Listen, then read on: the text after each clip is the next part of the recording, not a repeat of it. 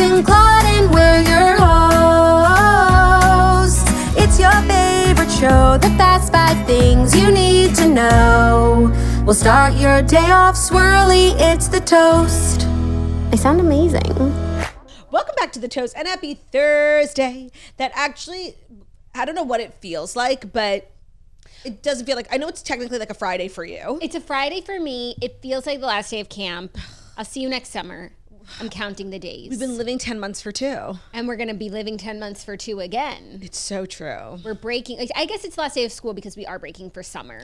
Yes. So even though it is Thursday, today is Jax's final episode in the studio this week because tomorrow's episode is going to be Ben and I. It kind of worked out perfectly that the last episode before my maternity leave would be Ben and I. We need to hear from the two of you, send you off, a big farewell. I have a personal matter to attend to tomorrow, so I can't do the toast, but I agree, like there's something very No, I'm gonna cry. Like full circle about 1000%. you and Ben saying goodbye, sending off together. Cause I'm leaving on maternity. I literally tried to spell maternity like on my phone the other day, texting.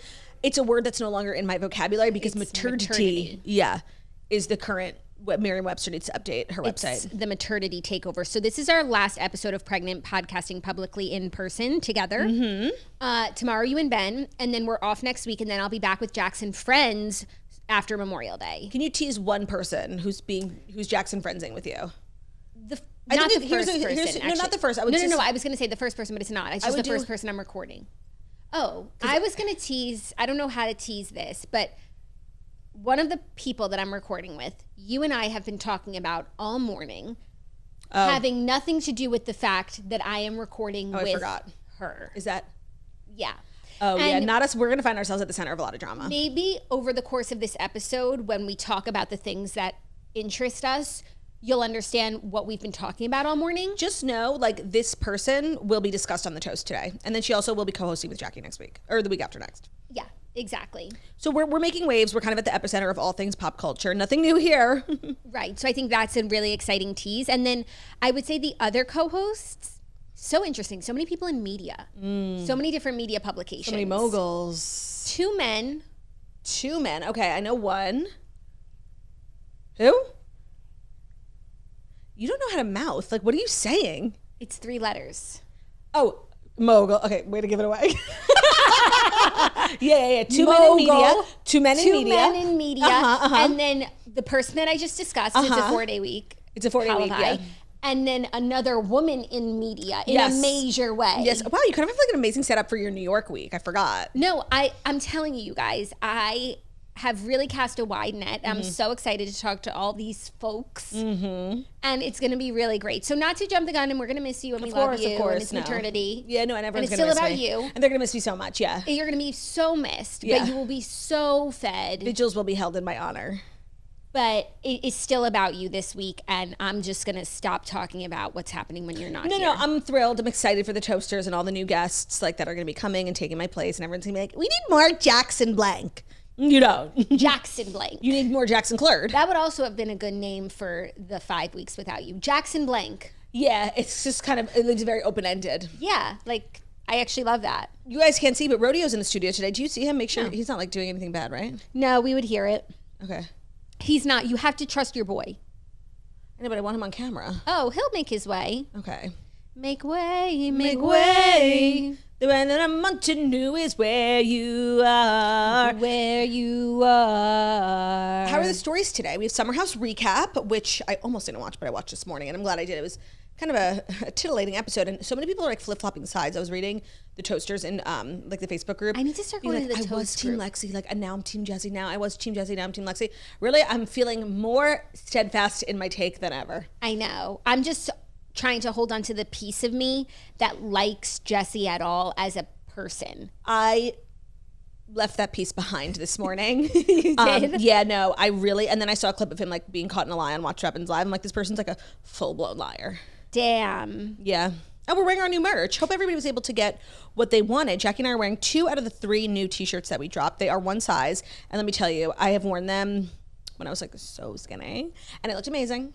And obviously I'm like a big moose now, and I still look amazing. These shirts are so versatile. You can wear them for any phase of life. They're available at shoptoastmerch.com in addition to tote bags, hats, phone cases, shoptoastmerch.com. So It's all there. It's all available. And if it's sold out, it's available for pre-order. So check it out.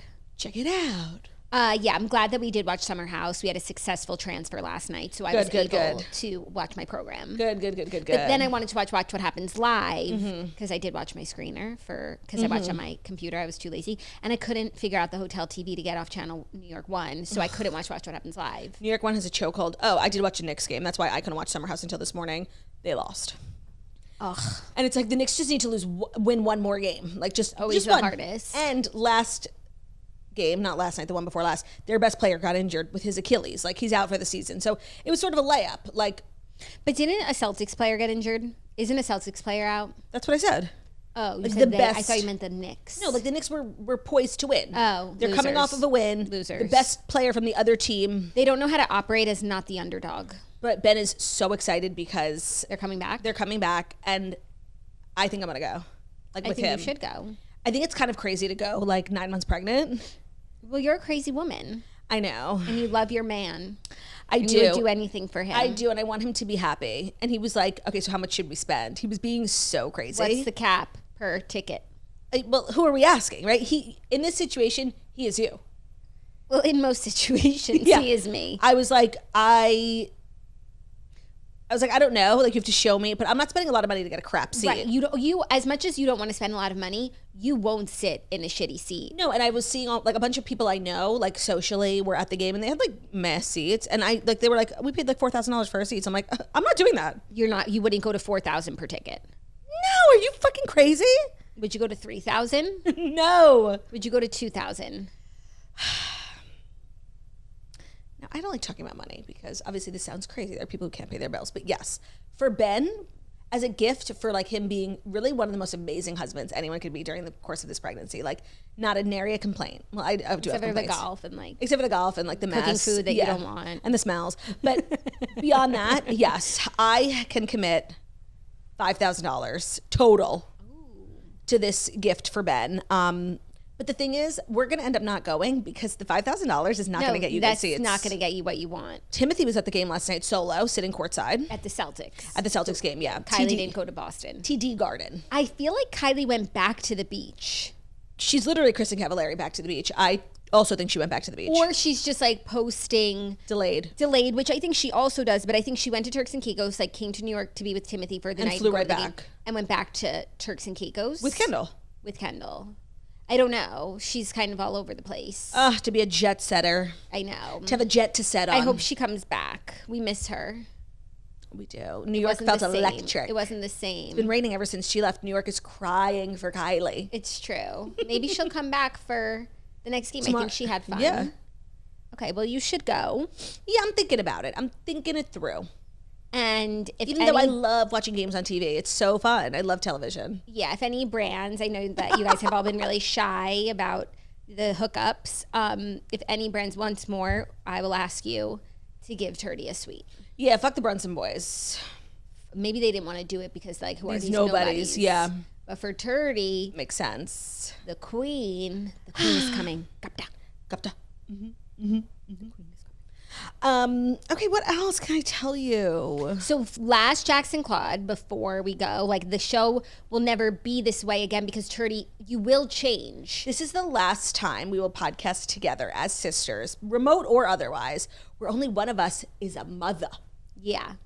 And how does that make you feel? You feel like I'm encroaching a little bit on your mama space? Not at all. I'm excited for you to be here because then we get to talk about those sorts of things more, which I love, you know. But it's like I can only like sneak it in here and there when you're not interested. Correct. It's not like it just doesn't work that way. So I'm excited to dive more into that space with you and to hear your takes on it. I think everybody is so excited to hear your takes on it. Yeah, I feel like I'm definitely thinking through a lot now, like what my, digital footprint, my identity is going to look like as like a content creator, podcaster, comedian, influencer who's now a mom. Obviously, like it can take over your whole being. And I'm not really like wanting to do that. I think sometimes like you can't control it, right? And I feel like I've talked about like other people who I think do a good job of like balancing both. Like I don't want to be like like everybody's like, oh, all she does is talk about like being a mom. But I also don't want to be the one person that's like, why don't you ever talk about being a mom? You know, it's like a balance. Obviously, women are so critical of other women, so I'm looking forward to everybody critiquing me for like how I embrace this new era of my life. I don't have a chip on my shoulder about it or anything, but we'll see. We'll see how it goes. I think you should just let nature take its course. Don't overthink it. I think it will come really natural to you, whatever the path is. Yeah. You know what I mean? I don't think you have to make a plan. I think. Should I pack a snack? Well, always. Always. That's kind of the cornerstone of motherhood. Yeah, and you're probably going to be hungry, but I think it will be a natural next step for you. I do. And you shouldn't worry so. No. I feel like also at this stage of pregnancy, like you're so bored, like all you do is worry about things that are like are not real issues. Yeah. Like I was so worried about my junk drawer. I don't know if you saw like kind of like reorganize my junk drawer, which was a big moment in my house. And the way that like that junk drawer weighed on me for like a week, you know? You just like you have nothing to do but just like worry about stuff. I understand. And when you're pregnant without other kids. Yeah. Obviously, when you're pregnant, like with a toddler, like you're No, I know. I like brought out my keyboard from the cellar and started practicing piano in my last few weeks. You did? Yeah, I was so bored. I wasn't leaving the house also because of COVID. And that's funny. When you said keyboard, I thought like a Dell computer keyboard. No, I brought my piano keyboard. I got it for Zach for his birthday years, like when we started dating. And I was watching so much TV in my pregnancy and like I couldn't watch anymore. Like I was sick of everything, sick of laying there. I was like, I want to use my brain now. So I brought up the keyboard. I'm dying. I learned arabesque. Okay. Yeah, I got some coloring books. That's good. That was when I wrote the first draft of Camper and Counselor. That's a beautiful full circle story, Jax. Right? Yeah. It's available on Amazon now. I wrote the first draft when I was in my final weeks of pregnancy. Maybe a children's book is waiting to pour out of you this week. I already have one. It goes like this.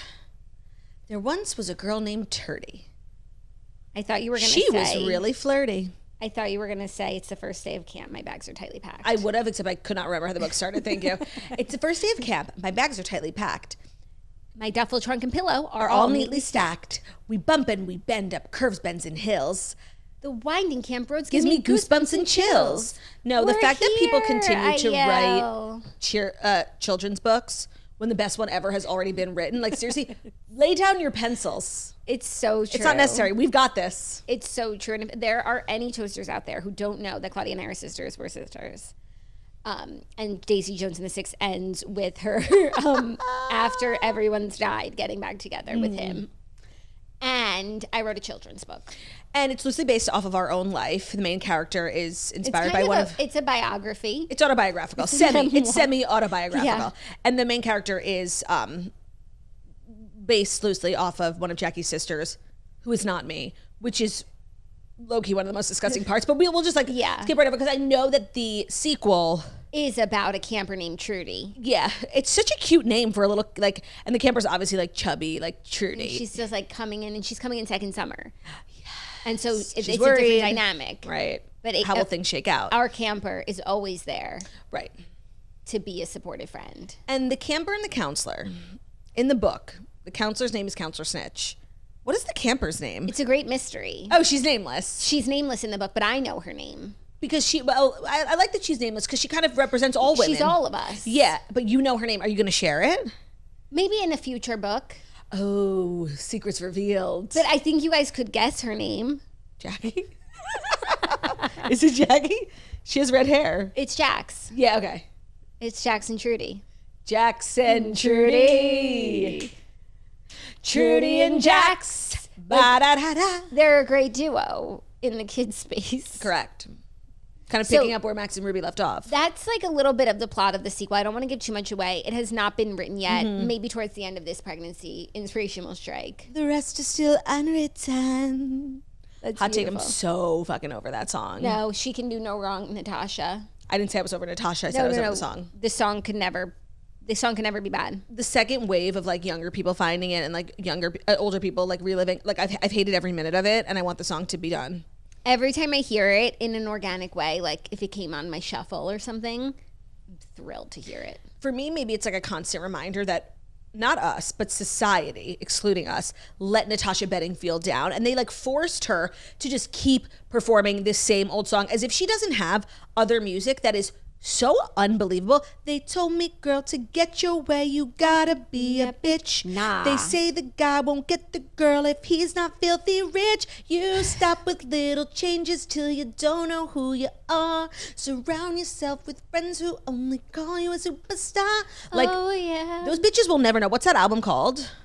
Recovery. We will recover. Like, but I just want to circle back to when I hear Unwritten, I think of just the lost potential. When I want to circle back to something that you said in your diatribe, which was that it was not us. No, it was not us. We are responsible for almost supported everything she did thereafter. You guys didn't. No, okay.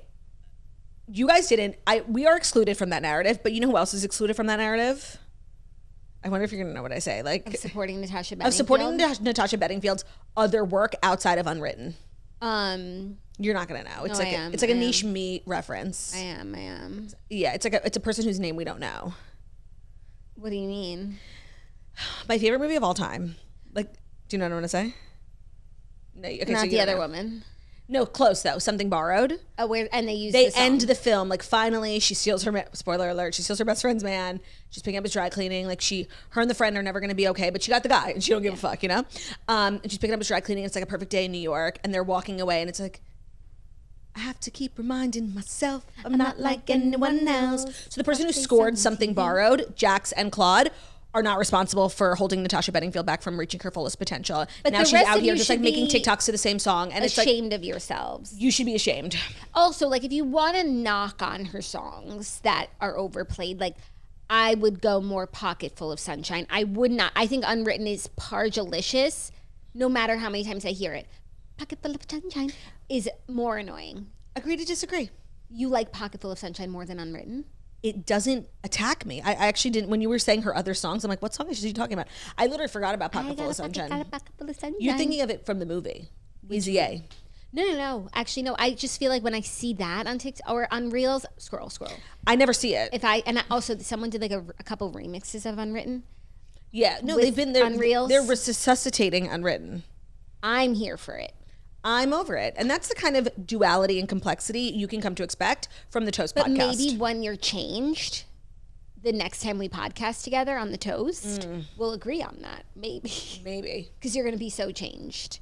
She's changed for the better. For a smile that's never. Today's a Toast Tunes kind of day. I mean, we have to get it all out now, even though we are recording a Patreon after this, so it's technically not our last episode together. It's true. Oh, and next week there's Patreon episodes every day. So if you're missing Yar Girls, head over to patreon.com/thetoast because we've been working overtime to keep you fed and keep you satiated. Yeah, so it's Jackson Claude every episode. So, like, if you're a Patreon member for the next 2-3 months, like, you're completely fine. You're completely fine. Like, every time you're missing us, there will be a Patreon for you. And we've been, like, putting in work overtime to make sure that the scheduled content gets released. So that's patreon.com/thetoast. But this is our last pre-Fast Five banter where we're so different from one another and we are the people that we are, because I'm also going to expand my role as an auntie and I don't know how that's going to change me. Oh, let me lock my iPad. I'm so glad you brought that up. I haven't been a new auntie in 2.5 years. Well, I did want to talk about that because obviously everyone knows, like when you look up auntie in the Webster's dictionary, like my face is there. I've been like one of the most committed, devoted, and really hardworking aunties this world has ever seen. And I just want to say, before I had kids, I was the number one auntie. And so that era of my life, I don't know if you've talked to your kids about it, like, is going to change. Auntie Coachers is not going to be the Coachers that you know. Right, which is why I've been like making plans. Like I took the kids swimming. Like I just want them to know, like, auntie's leaving and she's coming back, but not in the way that they've grown accustomed to. And do you think that will be a difficult adjustment for all my nibblings? Well, here's the beautiful thing about the circle of life, because while they are losing a bit of their auntie, they are gaining a cousin. Yeah. And like it's like I don't think Michaela even noticed that I was slipping because I gave her a cousin. You gave her a friend, yeah. And that was even better than what I was doing. So I think they're going to be so excited about the new addition that they're not even going to notice that Kojas hasn't slept. I don't know. Kojas is tired. I think Koja's like presence is so almighty. Like yes, I'm giving them a cousin, sure, but like I don't know. I think that they'll like if you notice any like behavioral issues like or any differences in their moods or scheduling, like I would say like there's a major change happening in their life. Auntie Kojers is kind of taking a step back. Well, I would say for Charlie, it's going to be the biggest change for him because he won't be the baby anymore. But he had the longest run as the baby. Yeah, chasing after those kids. So I'm excited for him that he doesn't have to, like, that he's not the youngest anymore. But, like, I think he loves being the baby. Well, you know, it's interesting how people act when they're on bottom and then they're on top. Do you think Charlie will be a benevolent leader? I think so. Me too. I think so. He's seen a lot in his time. You don't think he'll be like a Sheena Marie Shea, like finally gets accepted to the cool crew and like turns on the ones that brought him there? No, Charlie has seen a lot. He's seen a lot of different ways of it being done. And I think he knows what he wants to model. And I think that's good boy behavior. Got it. So not Charlie Shea. No, he'll be modeling good boy behavior. GBB. Trust me. GBB. If not, come tell his mama. Oh, you know I will. No, but they're going to be so excited. No, it's so exciting. Just, you know, I'm like being annoyingly like, this is my last, you know, like. I feel like if we don't, it's weird. No, not even with the podcast, like at home too. I'm like, Ben, like this is our like last whatever. I'm like Taco Tuesday. Right, no, I'm being so dramatic. Even though like I low-key still have time left, like I need to chill. You might have another Taco Tuesday. Most likely, even though Taco Tuesdays really do give me really bad acid reflux, so I actually can't. But I'm just being so dramatic. I'm like, do you think this is our last time in the car? Like, no, we'll be driving to the hospital. Like, I'm really being so, like, commemorative. I feel like if we aren't commemorative on this episode, like, it will be weird and it will pass us by and we'll be like, oh my God, that was kind of like a major one. And it's like everyone else is going to be like, oh my God, Les Jackson Claudia. And like, I feel like we really need to be present in this moment, even though that's so not like us. Sounds like you're saying we need to acknowledge the space that we're in. We do need to acknowledge the space that we're in. Consider it acknowledged. And like, do a little manifestation of the manifest. Okay. Do you know what I mean? I have a really hard time like being present. But I don't think manifest is the right word. No, it's not. But I do think manifesting more would help me be more present. Oh, perhaps if you mean? Started, that was like a practice in your everyday life. Because it's like I'm saying all these things about how it's the last one, but like, are you living that? No, she's not. It's just any other she's day. So inauthentic. No, I'm trying. Like, I feel like if you speak it, you will be it. Okay. So it's better than not commemorating anything. Do you feel like it's the last I could tell one? you recently hung out with Lauren Bostic. Oh my God. Well, thanks for spoiling my guest. Oh. It's fine. Wait. Yeah. Is she your guest for when? Who knows? Oh, okay. Sorry, my bad. But that's not who we were talking about That's at the beginning of the show. actually not who we were talking about at the beginning of the show. Yes, I've been hanging out with Lauren Bostic. Okay, once. Yeah, but we text too. Okay. And we're both not big texters. So it's like it's all the radiation. The fact that we like do it for each other. Right, like, right. You take that risk. We really That's really sweet. We take that risk. That's huge. But yeah, I'm trying to be present. Like, I don't know what more to tell you. And I feel like you're not present. But you're not trying to be more, so it's not an issue. Right. If I knew what on earth we were talking about, like I would be able to respond to that heinous accusation of me not being present. I don't know. I just feel like it's like when, like, we should be so much more like aware that it's the last, right? But I don't feel it in my bones. I'm just like, I know it in my head. Like, I seriously, I can't follow this conversation. Because you're not present. Correct. Okay, fine. You got me. I'm not present. Does it feel like the last to you? Like, do you really feel it? It's not my last. I have to work tomorrow. That's with me. Is it last with you? No, because there's something about podcasting in person, especially in this new studio. Like, this isn't real. I know these episodes have actually been performing so well, like numbers wise. People love when we're together. I feel like every day 3 people are listening. I'm like, I don't even these episodes feel fake. Every time we put out our regular episode, it's like, oh my God, everyone's gonna listen and critique, and it's like very high stakes. These feel like we're cosplaying podcasters. No, I don't know why. Like in our room, like making like giggling, videos, yeah, making videos on Facebook. Putting them in a box to go to Legacy Box one day. 1000%. I agree. So that's why I'm just like, maybe that's why I'm not feeling present. Well, your presence is a gift. True. Always. Eternally. One that we will miss. Oh, yeah. She's kicking me out already. Because if we're being present in this moment, it is our last episode together. And can I tell you something that I find really exciting about maternity leave? Like, obviously, I'm going to miss everyone so much, but as like the nosiest bitch alive, what I loved about your maternity leaves is that I invited all these people to come co-host, and they are people with successful YouTube channels, successful podcasts, successful businesses, and like everybody online like makes themselves seem so like a big deal. Big deal. I'm so famous. I have so many fans, followers. And it's interesting to see who comes on the podcast and like increases numbers, you know, who actually like has fans, not just like followers. And so like I was nosy, and like literally one of my favorite activities was like tallying up the numbers at the end of the week. And I feel like I've said before who crushed it, but like honestly, Shannon brings peeps. And then you would have someone who has like a huge podcast and you're like, oh, maybe it's not so huge. Because everyone's on vacation. Right. So it's like a fun, like if you're a nosy, curious person like me. Well, that will be there for you to run the data on the various media moguls. Yeah, no, when I have like a nap break, I'll be running the data. Yeah. You can find me in our analytics department. It's really not that hard, but yeah. Yeah. Yeah. So now, without further ado, are you ready to wrap up the final Fast Five of Jackson Claude as we are? I am. Jackson Claude as we are. Without further ado, it is time for the Fast Five stories that you need to know. And the Fast Five stories that you need to know are brought to you by Hulu and the Secret Lives of Mormon Wives, because today is the day. So there is tea to spill, and we are here for it. The wait for more episodes of The Secret Lives of Mormon Wives is over. The new season is now streaming on Hulu. And I just want to say thank you to Hulu for giving us all the episodes, like not making us wait, not inventing binge culture and then taking it away from us. Like, we are really grateful. And there's so many things about the Secret Lives of Mormon Wives production that they nail, right? Like they turn it around really quickly. And another thing is that they're giving us all the episodes, and that just can't be understated. So we're finally finding out what's going on with all of our favorite Come Ye Saints and Come Ye Sinners, Hallelujah. So are Taylor and Dakota still together? Are Jen and Zach still dealing with the turnt aftermath of their trip to Vegas? Will Whitney be let back into the group? And most importantly, will Mom Talk survive this? This season is a tangled web of jealousy, exes, drama. I cannot wait to binge. It's going to be pure insanity, so make sure to watch the all-new season of The Secret Lives of Mormon Wives, now streaming on Hulu. It's also like such an easy show to watch. So if you haven't seen the first season, I think there's 10 episodes in the first season too. They catch you up on all the Mom Talk drama if you weren't following it on social media at the time. So it's like a really easy catch up. And I feel like they're making so much news now. They're going on all these podcasts. I saw like so much drama. So if you want to be included and feel a part of something, head over to Hulu and watch The Secret Lives of Mormon Wives now. Today's episode is also brought to you by Thrive Market.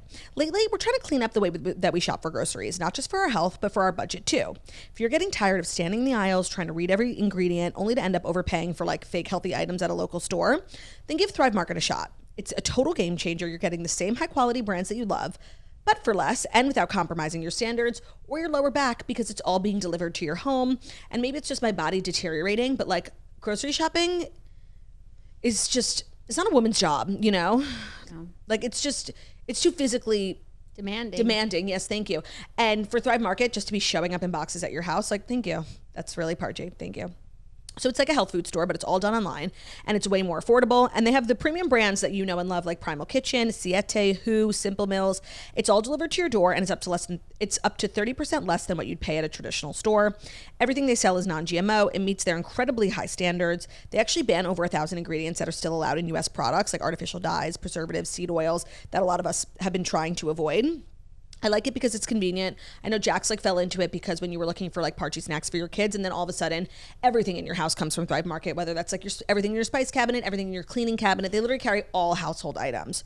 So skip the junk without overspending and head to thrivemarket.com/thetoast to get 30% off your first order and a free $60 gift. That's thrivemarket.com/thetoast, thrivemarket.com/thetoast. Today's episode is also brought to you by Quince. Once the temperatures start rising, we realize we're back in the same worn out rotation of like shorts with holes in the crotch, same tank tops, everything. So we give our daily uniforms an upgrade with Quince. Their pieces are easy, elevated, and somehow make us feel more put together without even trying. So Quince has just been a staple. If you're looking to build like a capsule wardrobe collection, which means like less items, like I feel like we got into an era where like clothing becomes just so disposable. It's so not sustainable. If you're looking to invest in like better, good things that will last you season after season, but you don't want to spend an insane amount of money, Quince is the perfect place to do that. And for summer, they have 100% European linen shorts, dresses starting at just $30. They have Luxe swimwear, Italian leather platform sandals, and so much more. Now, I know I'm describing all these fabulous Italian things like I can't afford that tourney. Well, the best part about Quince is everything is priced 50 to 80% less than what you'd find at similar brands.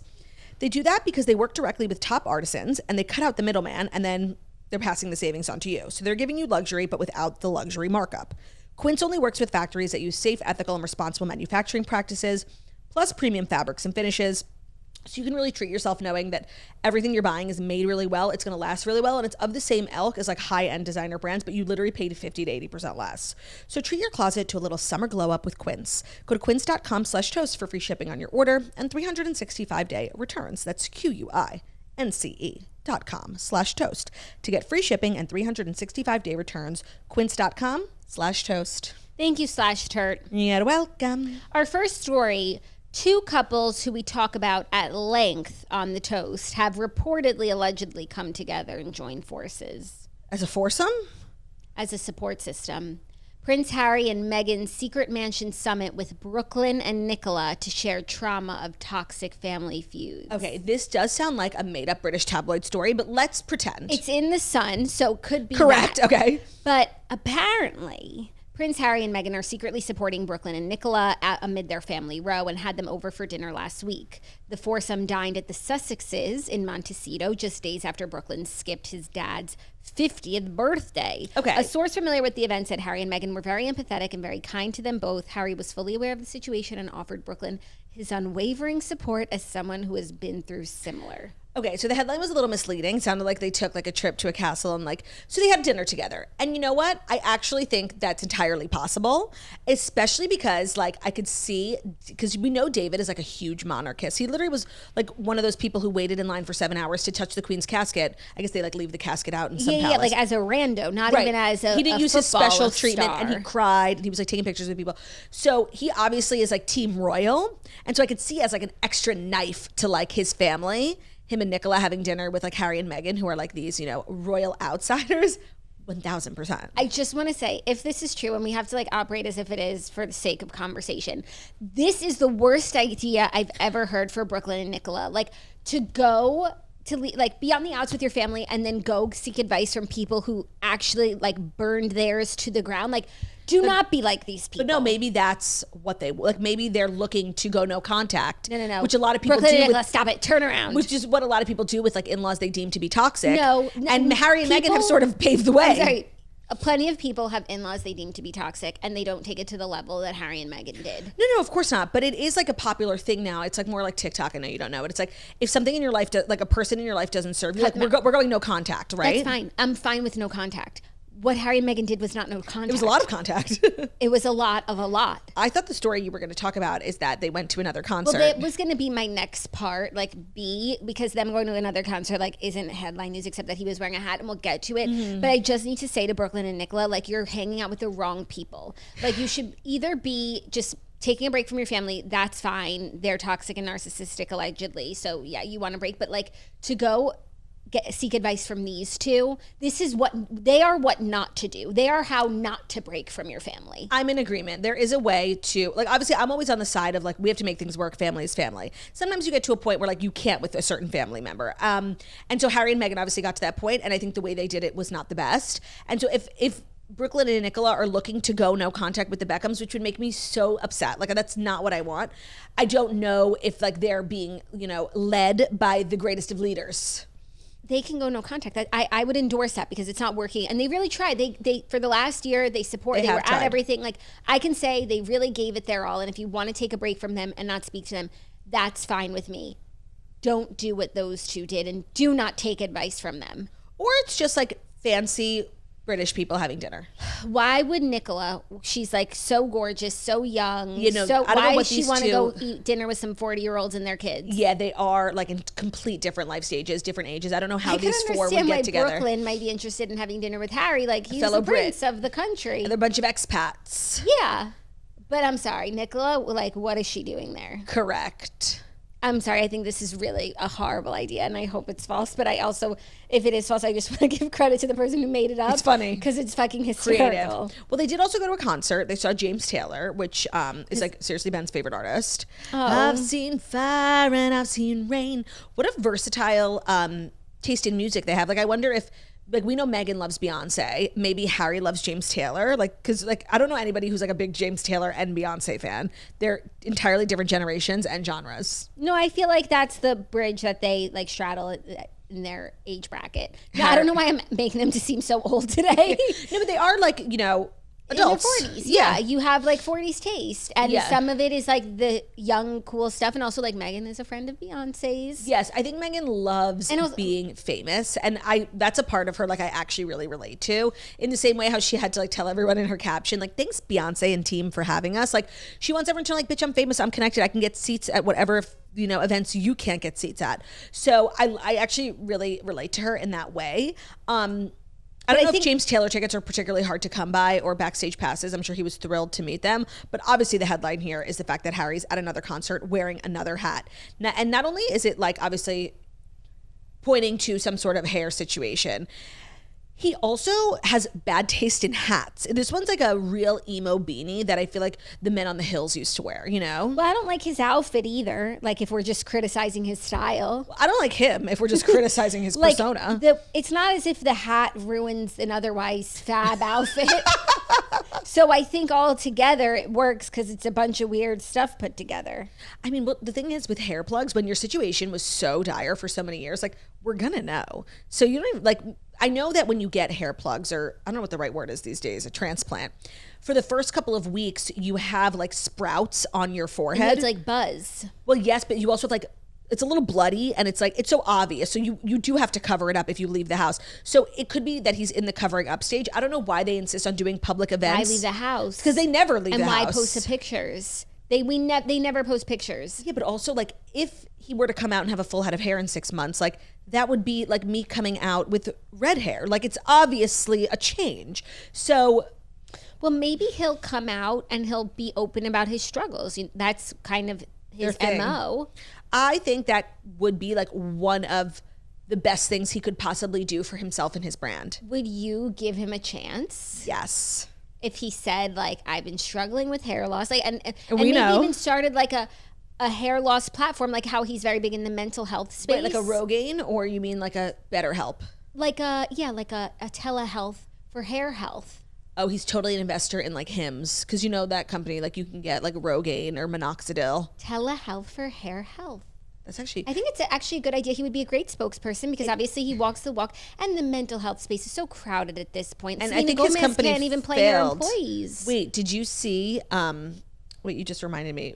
It's kind of how like, oh, we talked about it on the shows, how Amy Schumer is an investor in that telehealth company that helps women with like weight loss drugs, and she was like, I had the best experience. I invested in this company, and yeah, I'm on Mounjaro, obsessed, and it's like an endorsement for the telehealth company.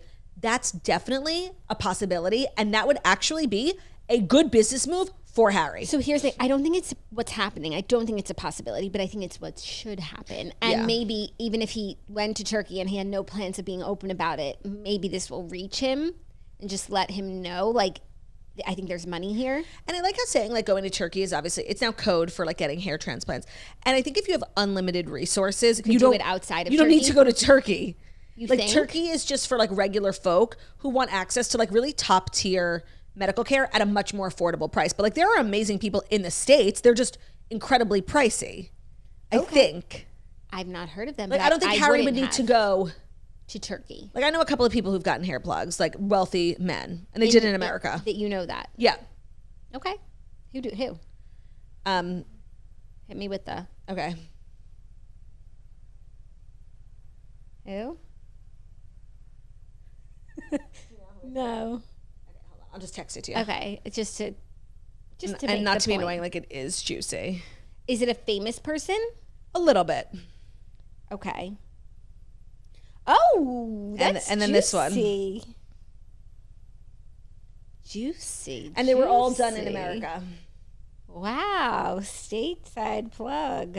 Okay, so he didn't have to go to Turkey. That's Right, also that's what I'm good. saying. You don't actually have to travel unless you're just looking for a deal. A good hair plug at a good price. Right, because what you get for the price in Turkey, you would like seriously like have to go to Mexico for here and like get risk infection, you know, like one of those Yeah, they do a nice job there. And the medical care is like so luxurious. They like the cost of your procedure includes your flights, includes like luxury recovery suites, hotels for your family. Like it's really, I watched Darcy and Stacey. I know you don't know who that is. It's a TLC show. And they went to Turkey to get like completely new faces, and they took us on the journey. So I know a lot about Turkey. Got it. I saw a girl once go to Turkey for medical care for like a full Nose job? workup. No, she just like wanted to run all those expensive tests on herself. Oh, a medical workup, yeah. Yeah, a medical workup. Also, they're, I think, known for their teeth as well. Are you ready for our next story? Rihanna will release her first song in 3 years for the Smurfs soundtrack. Obsessed. So Rihanna shared the news along with a trailer for the film on Wednesday, which also features snippets of the song. But her new song is called Friend of Mine. It will drop tomorrow as part of the soundtrack for the Smurfs movie, which is starring John Goodman, James Corden, Nick Offerman, and Sandra Oh. I think a lot of people like weren't expecting this. Finally getting music from Rihanna. And I just need us all, before we panic, to remember some of the best songs ever made have come from the Troll soundtrack. I got that sunshine in my pocket, got that good song in my feet. We hate Justin Timberlake, but we love that song. Also, It's Broken and It's Beautiful by Kelly Clarkson. Oh, well, that's just Trolls. Every animated movie worth its salt these days has an original song that's fucking poppin', Oscar worthy. I think I'm not worried for 1 second. The fact that actually this is for the Smurfs, I think I might like it more than if she was just like dropping a rogue single. Yeah. It's called Friend of Mine. I think the vibes are going to be good. The message is going to be good. And that's like the cool thing about being a billionaire, like not from music, like from her own business, is like with the music she can make choices that feel right to her. Obviously she's in like her mom era. Yeah. So her kids are going to want to watch this, and that's mom's song. Yeah. How cute. Yeah, and it's like maybe they weren't listening to her, but they only listened to the Smurfs, and so she's going to get inside the TV and be like, clean your room. It's literally Josie and the Pussycats, subliminal messaging in the music. It is. I love celebrities who become parents and then give back to the community with Pargy content, like Fall Out Boy doing the Spidey soundtrack. Like, it's just really fun for everyone. It's really crazy because it's like 10 years in the making, waiting for a Rihanna song. I have no doubt that it's going to be good. One, because it's Rihanna, and two, like something about the Troll soundtrack in particular. Like, why do you keep saying Trolls? Is it not Trolls? No, it's Smurfs. Well, that's why I keep saying Trolls. Okay, I thought you just said it once to like just say that Trolls has good music. Oh, I'm so sorry. Okay. I obviously got my caricatures confused.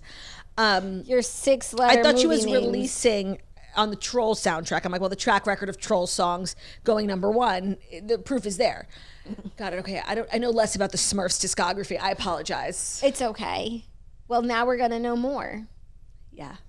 So I'm excited. We'll see it. We'll hear it tomorrow. Maybe you and Ben could do a little live listen, interpretive dance to a Friend of Mine by Rihanna. You got it. Clap them cheeks. From the forthcoming Smurfs soundtrack. Are you ready for our next story? Speaking of music, word on the street, Justin Bieber owes his former manager, Scooter Braun, millions of dollars for a tour loan. So this is very interesting because Justin still owes his former manager, Scooter, millions of dollars despite parting ways with him nearly 2 years ago. An independent audit conducted by PricewaterhouseCoopers. And why? Like, who put them up to this? No, I thought it was TMZ based on the way that I read it. But no, I think TMZ once PricewaterhouseCoopers involved? Yes. Like the government? Like, who's auditing? Well, so here's like the story. So this accounting firm, PwC, that's what you guys know them from the Oscars. Right. They do all like the tallying. Yeah. After Ernst & Young got fired after Moonlight Gate. Right. So over a period of 6 months, found that Justin owes Scooter more than $8 million per documents obtained by TMZ yesterday. The audit was reportedly completed in April. Source tells Page 6 the money owed stems from a loan that Scooter made to Justin over debt accrued during his canceled tour in 2022, his Justice Tour. You guys remember he started that tour. Justin canceled the Justice Tour in the middle of the tour, but he had gotten an advance from the tour production company. Live Nation or whatever. Whichever one it was. And he had to pay it back, and he couldn't pay it back, and Scooter lent him the money in a tough time. And they say he couldn't pay it back because he is, while yes, incredibly successful, especially for a musician, I think at one point his net worth was like somewhere around $300 million. He was spending, and he also had a bad business manager. It is believed that he completely tore through his $300 million. Yeah, he sold his music catalog for $200 million in 2022. So we talked about that, and we were like, that's kind of weird. It's a little early to sell your music. And now it seems like in the timeline of events that's being painted is that he was pretty much broke. Yeah, TMZ reported last October that Justin was considering suing his financial managers for allegedly squandering $300 million of his fortune. An insider told Page 6 exclusively at the time, though, that his spending habits were to blame because they were out of control. He spends an eye-watering amount per month. At one point, he couldn't even get a credit card, they said. Justin is surrounded by a lot of people that do not have his best interests at heart. Yeah, I believe that, especially when you think about like how young he was with so much money and how many like people around him just like wanting a piece of that.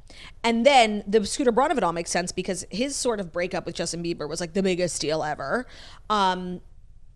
Scooter Braun did go on to like sell his company to a Japanese company for like almost $1 billion. So I feel like the 8 million, like he could live without. Like maybe we just call a spade a spade. It's like if you lent your friend $800 and they were going through a hard time, and then like you end up winning the lottery or something, just like leave it alone. Yeah, I don't know if Scooter is trying to get the money back, but I think Justin has like been saying and even trying to prove that like his teams and people around him stole from him, and it's like actually no, Scooter gave you money. Well, it could have been both because it sounds like he did have like poor business managers and. Well, yeah, but to protect him from himself. Well, that's the other thing I worry about because, you know, they say Rode is valued at almost $1 billion. Now, and I did see on TikTok, so like take this with a grain of salt, that they're shopping it around to like hopefully get bought. It's incredibly successful. And so while I love that for her, I do hope she, you know, protects what's hers. I'm sure that she will. I'm sure she's the only one who has control of the credit cards. Good. And maybe he could do what he wants with his money, but certainly not with hers. Especially now that she's a mom, like I don't think she would. She knows what she's doing. Yeah. TMZ's report on Wednesday also claimed that his business manager, Lou Taylor, found the 20 million figure to be inaccurate and claimed that actually Scooter had been overpaid in commissions by $26 million. So Lou Taylor, like, is somehow involved. If you guys remember her name, she was like kind of a bad faith actor in the whole Britney Spears conservatorship. Then Scooter's company Hybe conducted its own audit and found he was actually owed $1 million, but reportedly waived that amount. Okay. So per TMZ, Justin reportedly felt that Scooter's audit was done corruptly, which led to Hybe hiring PwC for the audit, which resulted in the Grammy winner actually owing $8 million. Oh, okay. Well, you know what? I'm then inclined to believe PricewaterhouseCoopers because they were hired by Scooter, and their results don't help Scooter. No, the result. He was trying to show, that he owes $8 million. Yeah, no, he was trying to show, no, actually, you owe me $1 million. I didn't steal from you. And then they come in and are like, actually, you're owed $8 million. Got it. Yeah, well, if anybody wants to loan me $8 million, I am available. So, will you pay it back? No. Just it's no. But that's how about no? Not so much a loan, more so as a gift. A gift. Yeah. I agree. Which it has been a gift in Scooter's case. I do think like Justin has really squandered his own fortune. I agree. I'm sure people around him are enabling him. I'm sure they're spending his money. But he is there as well. Agreed. And like they take advantage of him and he doesn't help himself. Personal accountability is important. Right. I agree. Right. As long as like Haley and Jack are, you know, covered. Or yeah. Jack's college fund is intact. Yeah, well that's Rode. Correct. But it's crazy when we talk about Justin being like this just like totally down on his luck, broke individual. Mm-hmm. We've seen videos, I want to say an alleged drug addict. Right. But that's like Haley's husband. I know. It feels like two different people. Yeah, and it's funny how we keep talking like Haley's a mother, like we keep saying that, and like I forget Justin's a father too, you know? Yeah, but the videos of him in the last few weeks are really bad. Yeah, but they seem fine. Claudia. No, but she's posted him too. She seems fine. Yeah. I don't know. I don't know. I don't know, but I think that we cannot begin to understand. I agree. That world. No, you know, I found something really interesting, totally separately, because a lot of people think that like Justin Bieber's somehow involved in the Diddy case, and that's not what I'm saying, but it just reminded me of Diddy, because I've ended up on Diddy Talk, and I'm glad because it needs to be widely distributed. But do you know that Cassie, long after they had broken up, filed a civil suit against him, and they settled out of court. She got $30 million from him, and a part of that is obviously signing an NDA. She wasn't allowed to ever speak, but because this is a federal indictment, like civil suit NDAs don't apply. So she not only got her $30 million, but she also got to speak her truth. Love that. Love that for her. You love to see women in business. But when people say Justin's a part of the Diddy case, like not the case necessarily, like he just is people think he might have been one of his victims. Right. Just given the timing, Justin's age at the time, people he was hanging out with. I'm sure like there's conspiracy theories with more proof, but that's pretty much. But when we say other people would be part of the Diddy case, it would be like they were accessories. Attending the freak-offs. Yeah. No, I meant Justin as a victim. And that's why he's currently having this like public Britney moment, because it's a deeply hurtful part of his past. Yeah. There's no proof of that, but it's just a connection people are making. I don't think that it's so far-fetched. Me neither. But it's important to remember that he would be like very tragic victim of what happened. Correct. So that's really sad. Yeah. Are you ready for our next story? Is it about Justin Beltoni, Blake Lively, and Taylor Swift? No, but it could be, because I honestly don't want to talk about what I had chosen. Oh, great. I was just like, honestly overwhelmed when I saw. I know the Blake Lively thing yesterday. Like, and really, then like Salma Hayek was at dinner with Blake last night. Did you not see that? Salma Even though Hayek? you're on My girl? Salma Watch. Even though I'm on Sal Talk? You're on Sal Talk. Oh, I did not hear that. Okay, can you explain? I can. Thank you. So some documents were published by Justin Baldoni's lawyers yesterday, and obviously people read them, and they were referencing Taylor Swift. So immediately people, did their thing.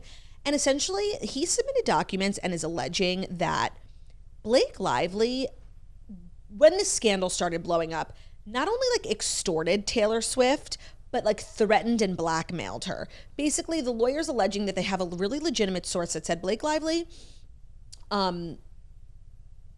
asked Taylor to like speak out on her behalf while everyone was coming for for Blake. And if she didn't, then threatened to like release personal text messages from the last 10 years of their, personal friendship. That's what's being alleged. And it's apparently this like really legitimate source who knows this stuff. So then their text messages could be subpoenaed. Right. And so Taylor then was subpoenaed earlier this week. Her team released a statement being like, she didn't work on the movie. She didn't work on the score. Yeah, they licensed her song, My Tears Ricochet, for the trailer, but like she was busy being on one of the biggest world tours. Like, this has nothing to do with me. Please excuse me from this narrative. So it's gotten really messy with Taylor. And I think anytime, I think it's a strategic thing, because anytime Taylor gets brought up, the lawsuit gets brought up again in a major way. On this show in a major way.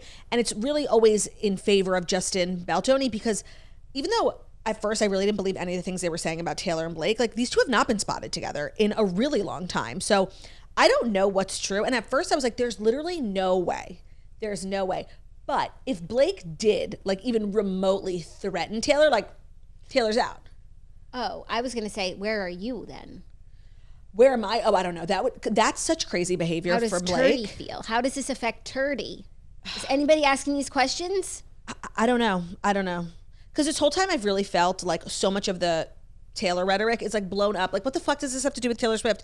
And I'm sorry, I just never took Taylor as like one of those friends. They have painted it up until this point that Taylor like is staying away from Blake because she doesn't want like the stain of a scandal on her record. And I'm like, that's really lame. Like, your friend is your friend. And I didn't believe Taylor to be that type of person. But now it seems like she's just mad at Blake for doing something to her. Like, that's different than like, what's the word I'm looking for? And distancing yourself from a friend who's like having a public you scandal. You could be mad at someone. Yeah, no, I'm like, if you're distancing your friend from having a public scandal, like, you've had public scandals, that's really lame of you, Taylor. I never thought that was the truth. I didn't think so either. But now it seems like she has a legitimate gripe. And I'm like, well, if that's the case, but this is all coming from Justin Baldoni. Like, what do we know? The thing is, we will know if these two are never spotted together ever again, like something happened. Yeah. But Blake has been taking time off from like public events. Taylor hasn't been seen in a couple of months. I'm sorry, no, Blake's been everywhere. Sorry, I guess that's true. Blake's everywhere. She was at Salma dinner last night. She was at the Time Gallery. Only recently. Stood up and talked. Only recently. I feel like she's doing Simple Favor press. Her and Taylor's like blackout dates didn't overlap. Like, Taylor was being really public and Blake was not. And then Taylor went, on vacation. I don't know where she's been for the last couple of weeks / months. And Blake did Time 100. Now, like, I feel like they... Fine. So if there's a time, like Super Bowl or whatever, like things that they would be doing together that they're not doing, then I will say something happened. Okay, but if Blake threatened Taylor, which I think would be like the stupidest thing a person could do. Yeah. Like, that's your dragon. You want to piss off your dragon? Right. They'll burn you. My dragon. Your dragon. So, like, say Blake burned Taylor. Mm-hmm. Where do you stand? Well, obviously I stand with Taylor because that's so lame. Like, anyone threatening your personal text messages, like as a public figure, like, your privacy is the only thing you have. As a friend? But as a friend who, like, we know, like, what does Taylor value most? Really her privacy and, like, the people she keeps close to her. And Blake has withstood every friend from the last 10 years, the girl squad, everyone has come and go, but Blake has been tried and true. And they're so close, like, with the kids and the music. That's devastating. Do you think it was Ryan from Blake's phone? No, that's funny. You don't? Don't you want to blame the man? 1,000%. And you don't have to deal 1,000%. with these conflicting feelings? No, my feelings are as such. if Blake did this, she's so wrong for that. And like, I'm Team Taylor, 100% Taylor should never be her friend again. But does now being Team Taylor mean being Team Baldoni? I don't think it does. I'm holding space for... The enemy of your enemy is not your friend? I don't think in this case, no. Okay. But again, these are all documents, allegations being made from Justin Baldoni.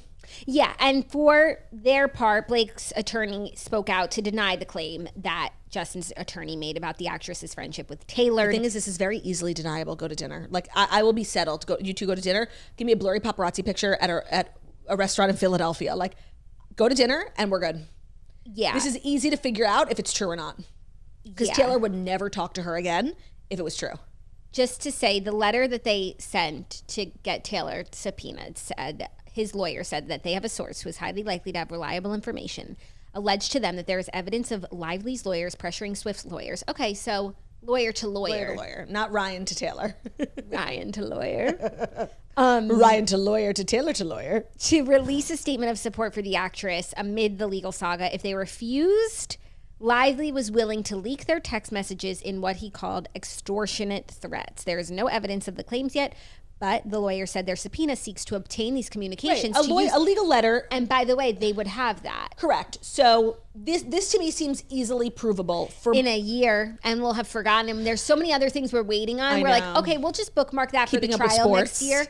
No, I mean, even in this trial. Like, so many he said, she said. And it's like, okay, jury's out until the jury's in March 2026. So we need to keep a list of things we're waiting for returns on. I think the Taylor one is something we'll remember. Like, this is like, it's a personal connection. Please remind us. Please remind us. Yeah, that's not good. Before we dive into the fifth and final story and then our long-awaited Summer House recap, let me let you know that is brought to you by Spritz Society, officially a nationwide company. So what is Spritz Society? It's an award-winning canned cocktail company, actually founded by us, the Swirlies, for the Swirlies. They're wine-based cocktails. They're colorful, they're effervescent, and absolutely delicious. And you can now grab them at your favorite retailers like Target, Jewel Osco, Harris Teeter, GoPuff, or on SpritzSociety.com. We are now available in 40 states nationwide at Target, which has been so exciting. National expansion is a dream come true. And our website has been totally revamped, renewed, very, renewed energy by Ramona Singer. You can now get 60 minutes or less delivery via SpritzSociety.com in certain markets. So our national retail expansion, you can now shop Spritz Society in select markets. Deliveries in 60 minutes or less. We've completely leveled up. New cans, new flavors. Check them out. Of course, you guys know our lemon iced tea, highly controversial flavor, created by Craig Conover. Pink lemonade, started by Jackie's best friend, Lauren Bostic. Our pickle collab, which was done in collaboration with the iconic pickle company, Clausen Pickles. And then our beloved favorite, Peach, which launched in 2022.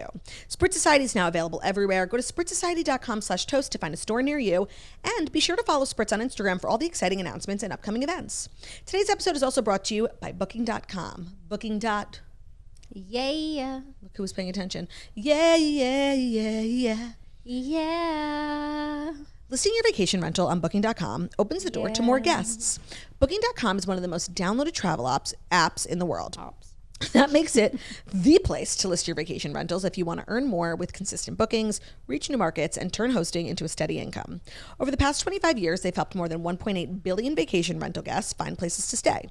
So why not help them find yours? It's not just access to amazing guests that you're going to get. Booking.com also makes it easy for you to run your growing business.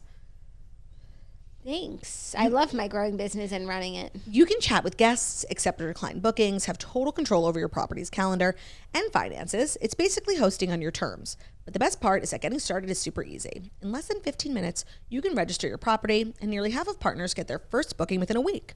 Plus, if you're already listed on another site, Booking.com makes it easy to import your property information and get going right away. That's nice. You don't have to copy and paste the same description 55 times and upload all the same photos. They'll just import it for you. They want to make it easy. They're helping you make money. What's better than that? Having passive income with a rental property is amazing, but it can be really challenging if some of the host websites are not super friendly. Booking.com is great for hosts. So whether you're looking to earn extra income, fill those vacant weekends, or just grow your business, head over to Booking.com to see how you can get started today.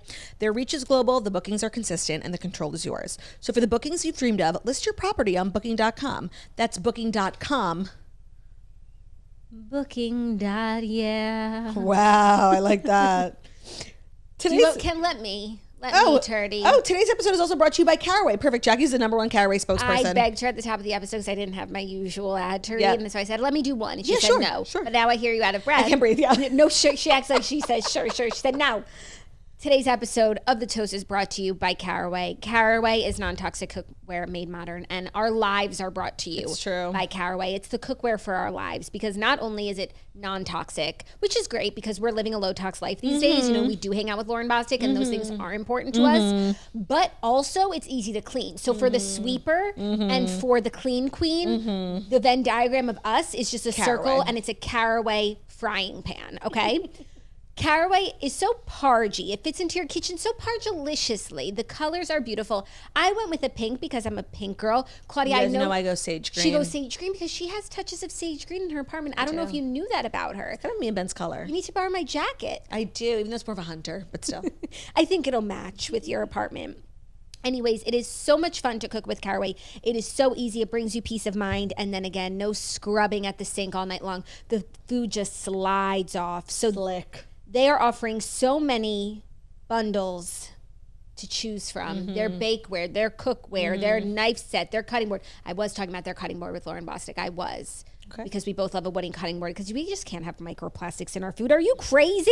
What are you, nuts? Just a reminder, their iconic cookware set comes with the saute pan, fry pan, Dutch oven, and saucepan. That's literally all you need for cooking, those 4 things. Plus lids for all of them. There is a lid for every pot. A canvas lid holder, and magnetic pan rack for storage. It's the ultimate kitchen setup and will save you money versus buying the items individually. Plus, if you visit carawayhome.com/toaster, you can take an additional 10% off your next purchase. The deal is exclusive for our listeners, so visit carawayhome.com/toaster or use code TOASTER at checkout. Caraway, non-toxic cookware, made modern. Toaster. Slay. Seriously, thank you. I was going to pass out. Slayed it. Slayed. 25 seconds over, but we're fine. It was worth it. I had fun. It was worth it. Our 5th and final story is a little rebranding news that means a lot to us, because HBO Max will live again. Max will be changing its name back to HBO Max after 2 years ago changing its name from HBO Max to Max. So they started as HBO Go, and then they were HBO Now, and then they were HBO Max, and then they were Max.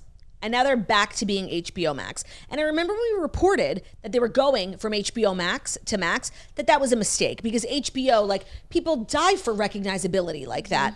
And while, yes, Max offers a wide variety of shows that were never on HBO, it's most popular for streaming The White Lotus, things that are actively on HBO, Game of Thrones. Like, I don't know why they ran from it. And obviously they don't either, because they're going back and normalize, like, undoing something. You know, I feel like people, they spend so much money on rebrands, like, oh, we can't, even though it was a mistake. Like, no, clearly it was a mistake. Good on you for, like, acknowledging it. Okay, I just want to say, good on you for nothing. Fucking stupid. This is so stupid that they ever went to Max. And yes, not only that, I don't know if you remember this. I only remember it because I was cleaning out my apps on my TV recently, and I saw Max was a new app. Yeah, I just deleted HBO Max. They made you download something new. Are we going to have to download something new again? You're so stupid with your bad shows. One more wrong move and everyone's going to know. It's true. We already know. Yeah, they're going to know. But what we know. guess what? If you make me download one more app, I'm not going to do it. That's actually I can really live good without point. the White Lotus. I could live without Succession. Right, we had the blue app, and then they made us get the purple one. And we had the black, and I was happy with the black. No, if they make us re-download another app, which I don't know why you can't change your logo without having a whole new app, I didn't even think about that, Jackie. That's a really good point. I want to see heads roll at HBO HQ. 1000%. I want heads on a spike. 1000%. I want the name of the person who pushed this through, and I want them pushed out the door. And then I will think about downloading the next app, but not without accountability for all the upheaval you've caused in my life. Well, we just are supposed to applaud them for seeing what a 3rd grader could have seen. Oh my God, it's like a new show. Are you smarter than a Max executive? Yes. I'm cracking up. No, you're 100% right. Like, normalize. You're giving them so much grace, and they don't deserve it. I am. It's textbook. It's textbook. And this episode's brought to you by Hulu, so you guys can eat my ass, okay? Yeah, they would never do something so fucking foolish. Innovative. Yeah, they would never. No, but I mean, like, Max could never do something as innovative as sponsoring the toast. But I challenge you. We have spots available. We actually don't. I'll give you an extra 25 seconds if you change it. Don't make it. No, we won't. We don't give idiots extra 25 seconds. It's true. Oh my God, I'm cracking up. No, you're right. Not me being so nice. Like, good on you. I just feel like sometimes people like make a mistake that's so obvious, but like they did it in such a big way. They're like, well, we can't backtrack. You know, we can't undo this. You can. Yeah, but I feel like they're not even saying like, we're sorry. Right. They're just being like, ha ha. Oops. Yeah, they put out a tweet of that Marnie quote. Like, okay, make fun of the girl who, you know, tried something new. No. It's like, no. Make fun of the idiot who's an idiot. Make fun of the billion-dollar company who couldn't see what, as Jackie put it so eloquently, what a third grader could say. Make fun of the billion-dollar company that can't hire someone with 2 brain cells. Damn. Yeah. I'm sorry, that was crazy. You think you're going to slip that into the 5th and final? I don't think so. I don't think so. It's such 5th and final story. It's like fodder, though, you know? Yeah. It's the streaming elk. rebrand. It's the elk of a 5th and final story. 5th story was made for. 1,000%. Streaming news. Streaming rebrand news. Streaming and or rebrand news. It's true. It's true. Let's dive into the Summer House recap, which was last night's episode, the final weekend in the house. Lexi just like shows up and she's changed her mind, and I live for it. And I feel like some people, what I had seen people saying, which I found really disappointing, was like they were so team Lexi up until this point, but like last night was like clearly Lexi getting exposed as some sort of liar. Whereas I had a totally different experience. Like Lexi's valid in saying like, we just had a whole conversation breaking up. Sierra didn't come up once. You go up to recap with everyone and suddenly it's all about Sierra. And then they're parsing out, they obviously had a conversation about Sierra this week at the US Open, and they are describing it entirely differently. And I just want to say, for everyone saying like, everyone, Lexi's so crazy, yada, yada. Like Sierra has been like a thorn in their side of their relationship, and they're finally doing better. And I don't know if they went to the US Open together, but like taking pictures with a girl who's not your girlfriend, who's like I think it's still inappropriate behavior on Jesse's part. And I know that's like not cool of me to say like, well, like Sierra didn't do anything. No, Sierra didn't do anything, but like you're obviously in a new relationship. You've been accused of being super flirty with this girl. And I know you care about your friendship with her, but like, do you think it's appropriate when you're like in a relationship to be taking pictures and like hanging out solo with a girl who you said you wish you had hit on last summer? What's crazy is I agree with you. And like that now would be the time to just like have more boundaries between the two of them, just because she is like this sticking point. But that's not even what Lexi said. What she said was like, literally last weekend, she was yelling at you, calling you two-faced loser, like couldn't give 2 shits about you. She's mean to us, and she's been mean to him all summer, and that's his best friend. And I don't know how that's not a bigger issue between all of them. That like everything's about Jesse and Sierra, and it's like, wait, what about Wes? But he's just so happy to not be yelled at that he's not going to start complaining. Stuff. But so she's like, as your partner, like this was a person who was mean to you 2 days ago, and then and it upset you and it hurt you, and you said I dislike them, and then to see you with them, it does make you look like a liar. And I'm in protective mode of like, we're not about this person right now, so then I have to flip a switch because you just did. But like that's not how most people operate. 1,000%. And so it's either like one of these two people is lying, and like their version of the truth is just so different. And so I don't know who I'm inclined to believe, but it's not Jesse, right? Like this is a person who has been dishonest with Lexi all season long. And then last night on Watch What Happens Live, like literally he was asked kind of a harmless question. It was like, Wes, did you feel any type of way seeing Jesse like drunk mad that Lexi was allegedly flirting with you? And Jesse was like, I never said that. And both Andy and Wes were like, yeah, you did. It's literally on camera. Like, we're not mad, but like, why are you lying? Like, it was such a random thing to lie about that I'm like, I'm not inclined to believe you as a truth teller. Yeah, I think that when Lexi and Jesse talk sometimes, and I think this happens in a lot of relationships, like where she says one thing and he hears another thing, so then he tells the group what he heard, but that's not what she said. And I felt like her reactions last night, like really, unless she's a complete sociopathic liar, in which case I stand no chance against her. Right, we're and just victims. I'm just watching it, and she's like an actress for the ages. But her reaction to when Kyle brought up Sierra, and she was like, wait. Was genuine. She wasn't even like putting on, she was just confused. Like, what about Sierra? Like, what does that have to do with anything? And then at the table, like I felt like nothing that they said, she never for 1 second looked guilty or like, oh my God, I can't believe you told them what I said. Or she got like caught in some sort of lie. She didn't. Right. So I'm with her. I think she's been more consistent than Jesse. I trust her version of events more than Jesse's. What I do want to know, and I'm sure she could answer the question if I get a chance to ask her, is big if. She said over the summer she caught him in a lot of little lies. Now, of course, there's Toegate and Sierra Flirtgate, but I feel like there were other things during the week, other like just little omissions that she had noticed that she's also talking about. And I just would like to know like some examples.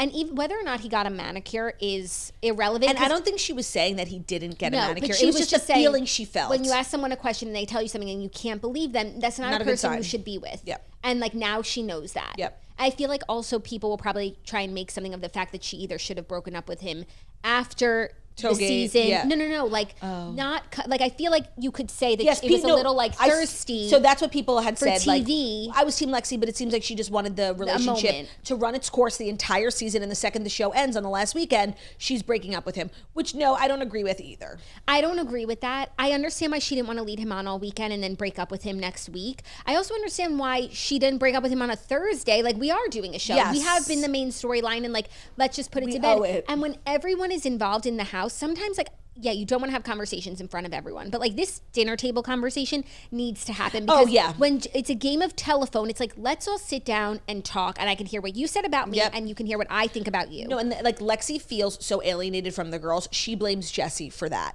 Jessie feels like Lexi's a liar and hates Sierra. And like Lexi and Sierra like really have never talked. This is long overdue. And I like that she came in kind of guns blazing, like defending herself, because it kind of is her against everyone. Like there aren't sides, but the girls like Jessie.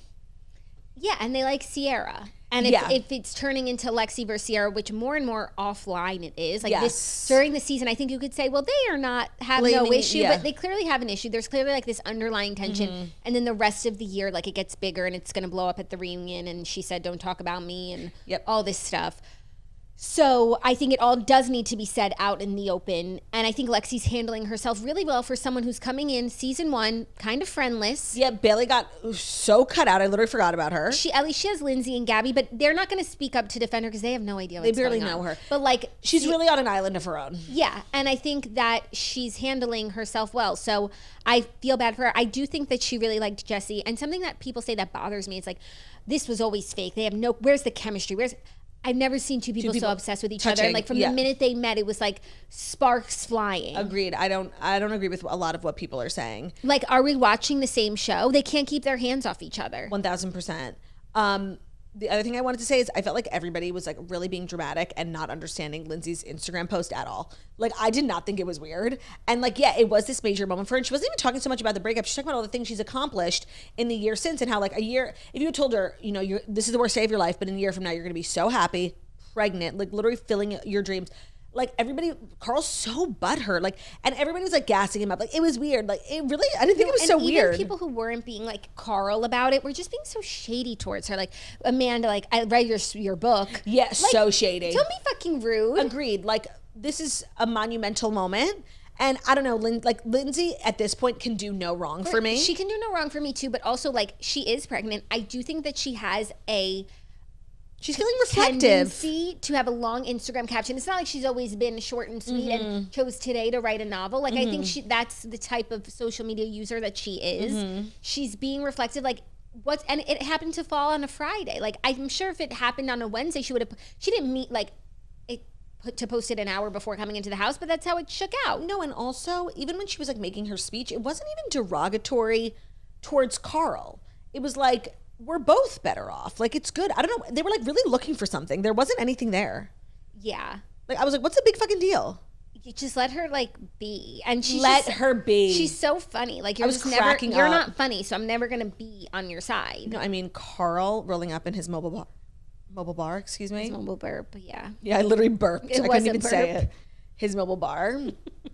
That was like a low for humanity. Yeah, but at least like that truck looks good compared to $10,000 a month for the next 17 years. They should continue doing the truck. Yeah. It's a nice truck. Yeah, keep the truck, go around. It's not liquor, so you don't need a license. It's like a little ice cream truck. Yeah. Everyone wants a little refreshment in the summer. 1000%. Pull up to the spot. Park it outside of Surf Lodge. Here you are, Claudia. Here you are. That's like me at the beginning of the show trying to manifest and be present. Be present. Here you are. Now I need to go to Soft Bar to become present.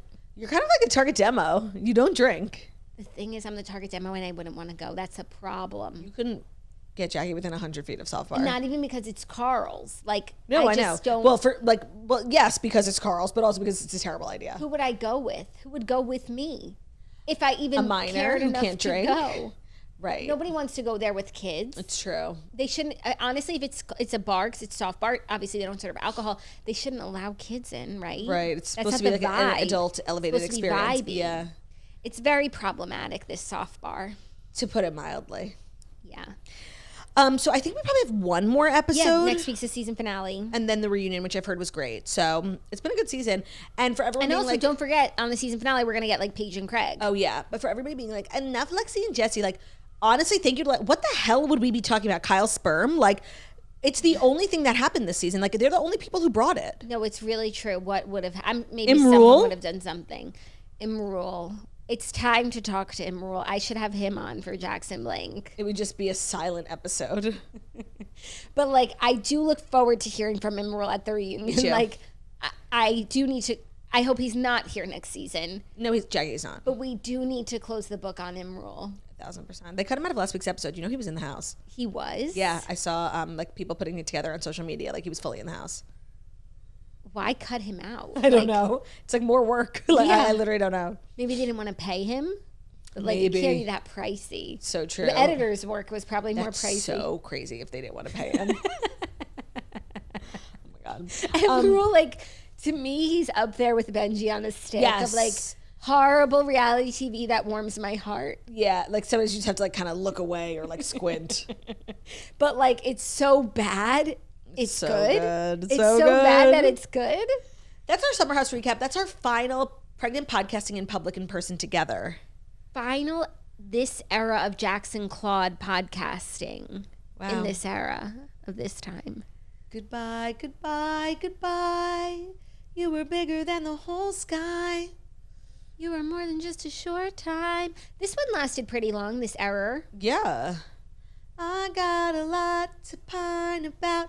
I've got a lot to think about. I'm never gonna meet what could have been, would have been, what should have been you. Love ya. Bye. Tears. Tears.